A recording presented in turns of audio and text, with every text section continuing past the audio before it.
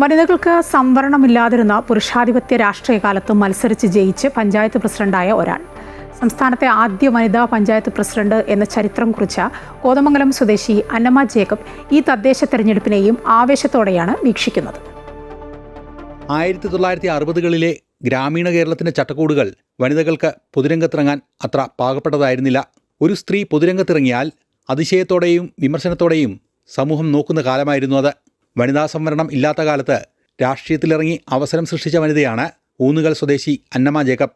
1963 മുതൽ കവളങ്ങാട് ഗ്രാമപഞ്ചായത്ത് member, vice president, president എന്നീ ചുമതലകളിൽ 1984 വരെ പൊതുപ്രവർത്തനം നടത്തി. 1968 മുതൽ 1979 വരെ പഞ്ചായത്ത് പ്രസിഡന്റായിരുന്നു. അതോടെ കേരളത്തിലെ ആദ്യ വനിതാ പഞ്ചായത്ത് പ്രസിഡന്റ് എന്ന ബഹുമതിക്കും അർഹയായി. 1979 തിരഞ്ഞെടുപ്പിൽ സ്വതന്ത്രയായി മത്സരിച്ച് എറണാകുളം ജില്ലയിലെ ഏറ്റവും വലിയ ഭൂരിപക്ഷത്തിൽ പഞ്ചായത്ത് അംഗമായി തിരഞ്ഞെടുക്കപ്പെട്ടു.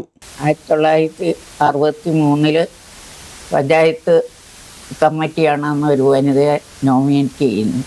അന്ന് പഞ്ചായത്ത് മെമ്പറും വൈസ് പ്രസിഡൻറ്റുമായിട്ട് 68 വരെ തുടർന്നു.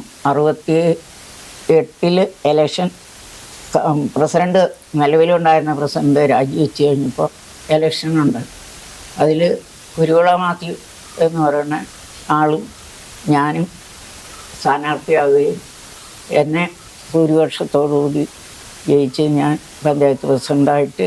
പിന്നീട് കക്ഷി രാഷ്ട്രീയത്തിൻ്റെ ഇടപെടലുകൾ വർദ്ധിച്ചതോടെ 1984 പൊതുപ്രവർത്തന രംഗത്ത് നിന്ന് പിന്മാറി. തുടർന്ന് കുടുംബജീവിതവും കൃഷിയുമായി മുന്നോട്ട് പോയ അന്നമ്മ ഇന്ന് നവതിയുടെ നിറവിലാണ്.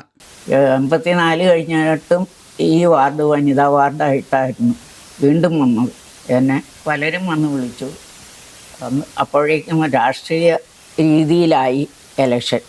അപ്പോൾ എനിക്കതിനോട് അത്ര താല്പര്യമില്ലാത്തത് കൊണ്ട് എൻ്റെ കാലത്ത് നടന്ന പ്രവർത്തനങ്ങൾ എനിക്ക് സ്വതന്ത്രമായിട്ട് പ്രവർത്തിക്കാൻ പറ്റില്ല എന്നുള്ള ഒരു ബോധ്യത്തിൽ ഞാൻ തൽക്കാലം രാഷ്ട്രീയ പ്രവർത്തനത്തിൽ നിന്നും പിന്മാറുകയാണ് ചെയ്തത്.